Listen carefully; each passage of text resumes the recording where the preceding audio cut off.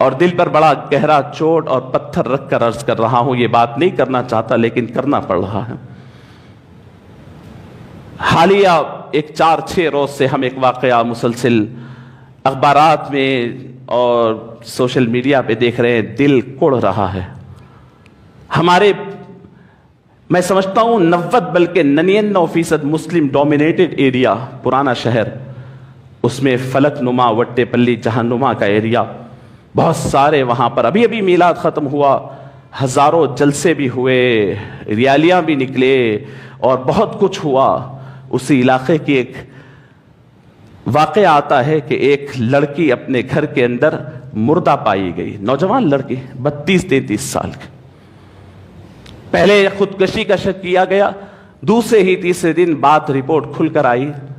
اسی دن جب لڑکی پڑی ہوئی تھی، اس کی ماں آ کر کہنے لگی یہ میری بچی کو 7 بچے ہیں اور یہ بیوہ ہے، اکیلی رہتی تھی۔ لوگوں نے کہا خودکشی کر لی، دوسرے تیسرے دن پتا چلا کہ خودکشی نہیں ہے، وہ مرڈر ہے۔ بہت سارے مرڈر ہو رہے ہیں، میں یہ تفصیلات نہیں، میں آپ کو بات عرض کرنا چاہتا ہوں، سنیں۔ بیوہ ہے، 7 بچوں کی ماں ہے، 32-33 سال کی نوجوان ہے۔ اب جب اس کی ہسٹری کھلی، ایک پہلو پہ بات کرے، 2 پہلو پہ بات کرے، 3 پہلو پہ بات کرے، یقین کرے ظرف والے مسلمانوں کے تو سر شرم سے جھک گئے۔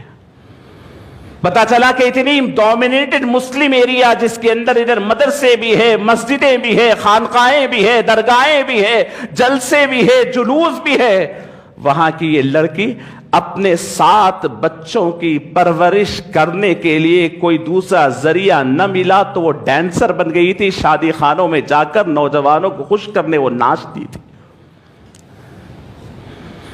میں سوال کرتا ہوں آپ سے، ابھی میلاد النبی جا کر کے 1 مہینہ نہیں ہوا،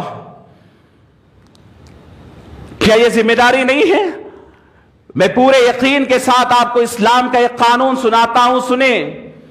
اسلام کہتا ہے کہ اگر تمہارے محلے میں، تمہارے گھر کے سامنے اگر کسی کی نعش مل جاتی ہے، کسی کی ڈیڈ باڈی مل جاتی ہے، تو اسلام وہ پورے محلے کو ذمہ دار قرار دیتا ہے، وہ پوری اسٹریٹ کو ذمہ دار قرار دیتا ہے۔ پکڑ کر آپ سے پوچھیں گے کہ یہاں نعش کیوں ملی، آپ کہیں گے مجھے نہیں معلوم، میں آفس کو گیا تھا۔ یہ کہنے سے آج کی جمہوری حکومت تو آپ کو چھوڑ سکتی ہے لیکن اسلامی حکومت نہیں چھوڑے گی۔ آپ کو بتانا پڑے گا اس کا قتل کیوں ہوا، قاتل کو پکڑ کے دینا پڑے گا، آپ کو ریسپانسبلٹی اٹھانا پڑے گا۔ اور اگر قاتل نہیں ملتا ہے تو اسلام کہتا ہے کہ وہ محلے والوں سے اس کا بدلہ لیا جائے گا اور اس کی دیت لی جائے گی۔ بتائیے کہ یہ ذمہ داری ہماری نہیں تھی؟ ایک گھر کے بازو، حضور فرماتے ہیں کہ تمہارے گھر کے بازو 40 گھر تک پڑوسی ہے، تمہارے کھانے کے اندر، تمہارے شوربے میں پانی ملا کر کے اسے کھلاؤ۔